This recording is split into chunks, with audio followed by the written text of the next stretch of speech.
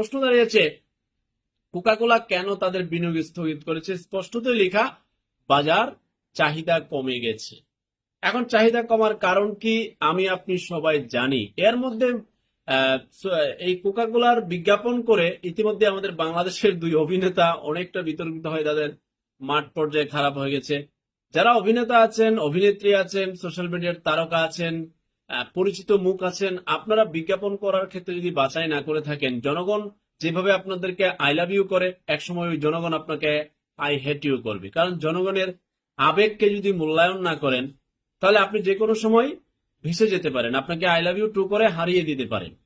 আমি আবার অনুরোধ রাখবো, বাংলাদেশের যারা যে পর্যায়ের পরিচিত মুখ আছেন এবং সেলিব্রিটি আছেন, আপনি আপনার নিজ মেধায় গুণে ক্রিকেটার, ফুটবলার, খেলোয়াড়, নায়ক, নায়িকা, অভিনেত্রী, যে যে লেভেলে আছেন আপনারা, আপনারা যদি বড় কোম্পানির বিজ্ঞাপন করার ক্ষেত্রে একটু সতর্ক থাকেন, স্পেশালি ধরেন অনেক মোবাইল অপারেটররা 4G সারা দেশে এটা ওটা কত কিছু বলে, বাস্তবে তো পান না।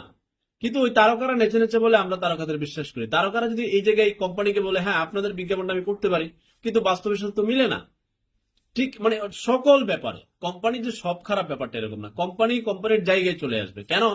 যেন কোনো ধরনের মার্কেটিং পলিসি বলে জনগণকে ঠকাতে না পারে তারকাদেরকে নাচিয়ে। এটা আমার অনুরোধ থাকবে।